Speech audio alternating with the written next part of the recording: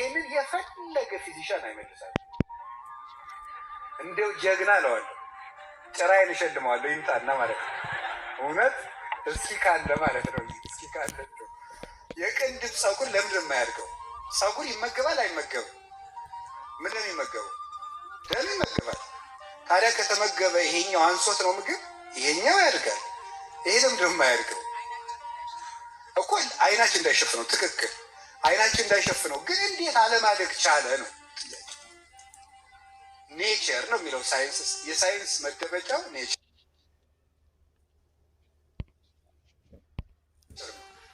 ኔቸሩ ለምን ሆነ ነው። ስለዚህ ሳይንስ ሀውን ይናገራል፣ ሃይማኖት ግን ዋይን ይናገራል ይባላል። ሳይንስ የሚናገረው ምንድን ነው? ሀው እንዴት ነው የሚደረገው ነው። ዋይን ግን መልስ የለም። ሰዎች ሲተኙ አይናቸውን ይጨፍናሉ። በጣም ጥሩ። አንዳንድ ሰዎች ግን ሲተኙ አይናቸውን የሚገልጡ አሉ። እኔ የአይን ስፔሻሊስት ጠይቄያለሁ። ለምን ብዬ ማለት ነው። መልሱ ኔቸር። ዋይ ለዋይ ሳይንስ መልስ የለውም በእውነቱ ነው። ለምን የሚለውን የሚመልስ ማን ነው? ሃይማኖት ነው፣ እግዚአብሔር ነው የሚመልስ። እና ለምንድን ነው ይሄ የማያድገው? ይሄ ከግንባራችን የሚመጣውን ጨው ለመቆጣጠር ላበታችን ጨው ስላለው ያ አይናችን ተንቆርቁሮ እንዳያጠፋ በዚህ የመጣውን ላብ እንዲገድብ የተፈጠረ ነው። ቅንድብ ሴቶች ቅንድባችሁን እንዲያትሉታላችሁ አሉ። ሰው ነው የነገረኝ፣ ሰው ነው የነገረኝ። ስለዚህ ብትተው አይሻልም? እውነቴን ነው ማለት ነው። እግዚአብሔር እንደዚህ ብሎ እንደዚህ አድርጎ አስቦ ቢፈጥራችሁ እናንተ ቅንድብ አያሳየኝ እንዲሁ ምን ሆናችሁ ነው? እንዲሁ ማምላክን ከልቤ ነው። እንዲሁ ይህ ነውር ነው። እውነቴን ነው። ተው ተው። እግዚአብሔር የሰጣችሁን ነገር እየቀነሳችሁ እናንተን ደግሞ እግዚአብሔር ይቀንሳችኋል። ጥሩ አይደለም። እውነቴን ነው። አክብራችሁ የሰጣችሁን ተፈጥሮ የማያድግበት ምክንያት አይናችን እንዲህ እየወረደ እንዳያጠፋው ነው። ቅዱስ ዮሐንስ አፈወርቅ ነው የተረጎመውን ያደለው የቤተክርስቲያን ሊቅ ነው። እንዴት እግዚአብሔር እንዴት አድርጎ እንዳዋቀረን አስደንቆ ነው የሚነገሩ። እስኪ አንድ ትእዛዝ ላንሳችሁ። እስኪ ሁላችሁ አይናችሁ ነው እዩት እንጂ አያችሁት? እሺ አንድ ጥያቄ አይን ምን ያስተምረናል? ለምሳሌ በአይን በሉ ሌላውን እናያለን፣ አይንን ግን አናየውም። በእግዚአብሔር በሉ ሁሉን እናውቃለን፣ እግዚአብሔርን ግን ጨርሰን ማወቅ አንችልም። ስለዚህ አይን የማን ምሳሌ ሆኖ የተፈጠረ ይመስላችሁ? የእግዚአብሔር ምሳሌ ነው ማለት ነው።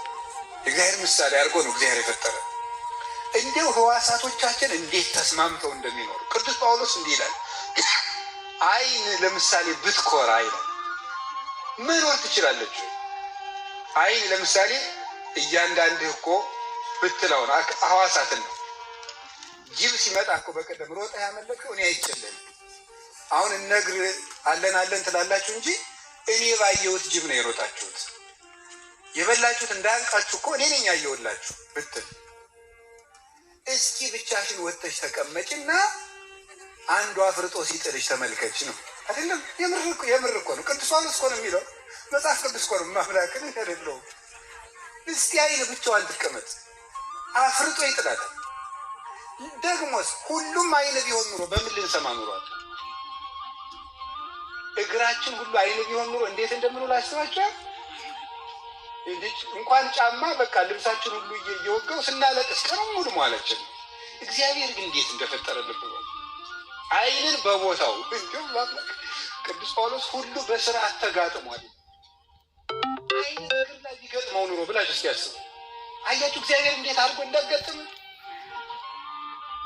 እና ማንም አያገባኝም፣ አንዱ ከታመመ ሌላው ይታመማል ይላል ቅዱስ ጳውሎስ ቁጥር 22 ላይ ሲደርስ። ለምሳሌ እኔ ጣቴን ድሮ ጥፍር መጥምጥ ይባላል በገጠር ሳይንቲፊክ ኔምን አላውቅም፣ ይቀርባል ጥፍር መጥምጥ ነው የማውቀው። ምንድን ነው የሚባለው?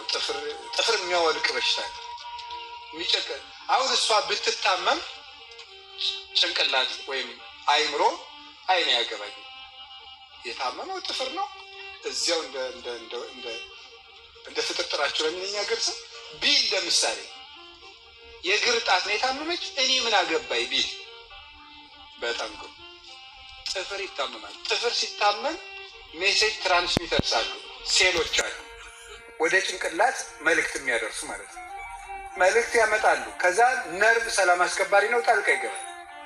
የዚያን ጊዜ ሰውየው መንቀጥቀጥ ይንቀጠቀጣል፣ ሰውነቱ ይሞቃል፣ ጭንቅላቱ ይታመማል፣ እንቅልፍ አጥቶ ያድራል። እግር ጥፍር አንዷ ጥፍር በመታመሟ ራስ እንቅልፍ አጥቶ ያድራል። እንቅልፍ ስናጣ ደግሞ ሰው እንግዲህ የሳይንስ ሰዎች ስንት ነው ሰው 72 ሰዓት ባይተኛ ነው ያብዳል። እንጃ እንግዲህ እንዴት እንደሚሆን እውነቱ የሆነ ሸት ራሳቸው አደረጋቸው። ደግሞ ባይተኛ ራሱን ያመዋል።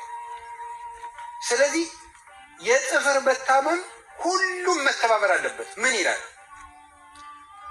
ይላል መሰላችሁ? አይምሮ የጥፍር የቁስል መድኃኒት የሚያውቅ የት ነው ያለ ብሎ ያስባል። ከዚያስ እግር ይሄዳል መድኃኒት ወዳለበት።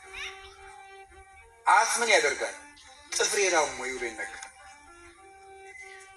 ከዚያ ሰላም ከሌለ ራስም ሰላም የለውም። አንድነት ማለት ይሄ ነው። ከቃሉ ጋር ናቸው። የሌላው ህመም የእኛ ህመም እንደሆነ ሲሰማል። በዚህ አሁን ያለንበት የ21ኛው ክፍለ ዘመን መርህ ምንድነው? ከፍተኛ ራስ ወዳድነት ነው። የምትፈልገውን ነገር ነው ነገር ማንም ለፍላጎት እንቅፋት አይሆንብን። በራስህ ተማመን፣ ራስህን ብቻ ስማ። ቤተሰብ ላንተ ምንም አይደለም። ስለማንም ግድ አይኖርም። እንዴ ይህ ምንድን ነው የሚባለው? 100% ኮንፊደንስ ኔጌቲቭ ኮንፊደንስ ነው የሚባለው እኮ አይደለም? እንዲሁ ሳይኮሎጂስቶች እንኳን ይላል 100% ኮንፊደንስ ራሱ ይጥላል። ስለዚህ ምን ማድረግ ይገባል? አንድ ሰው ስለ ሌላው ማሰብ። ክርስቲያን ለራሱም ይኖራል። በትዳርም ስትኖሩ በጣም የሚያጣላችሁ ነገር ማን ይመስላችኋል? የሌላውን ህመም ትኩረት አለመስጠት ነው። የራስን ፍላጎት ብቻ ነው። እንዲህ ይባላል እኮ በቃሪያ የሚበላ ሰውና በጫማ የሚሄድ ሰው ለጓደኛው ያዘ የሚባል። በጫማ ሲሄድ ጓደኛው ጋር አንተ ቶሎ ና እያለ የሚለው በቃሪያ የሚበላው ሰውዬ ሲያቃጥለው ያለ ማብረድ መጉረስ ነው። እንጀራ ያልቃል አይለ እነሱ ጦም ይውላሉ አይለ ለማብረድ ዝም ብሎ መጠቅለል ነው ማለት ነው። እና ምንድን ነው የሌላውን ህመም ማሰብ፣ የሌላውን ህመም፣ የሌላውን ንዴቱን፣ ውሎውን፣ ብሶቱን፣ ደስታውን፣ ንክክሩን ሁሉ ቦታ መስጠት ያስፈልጋል። የራስን ጨዋታ ብቻ እንደ ገደል ማሚቶ መስማት አንድነትን ያዛባል። ህዋሳትን አለመናቅ። ጩኸት አይናቅ፣ ህዋስም አይናቅ፣ አካልም አይናቅ። የቅንድብ ፀጉር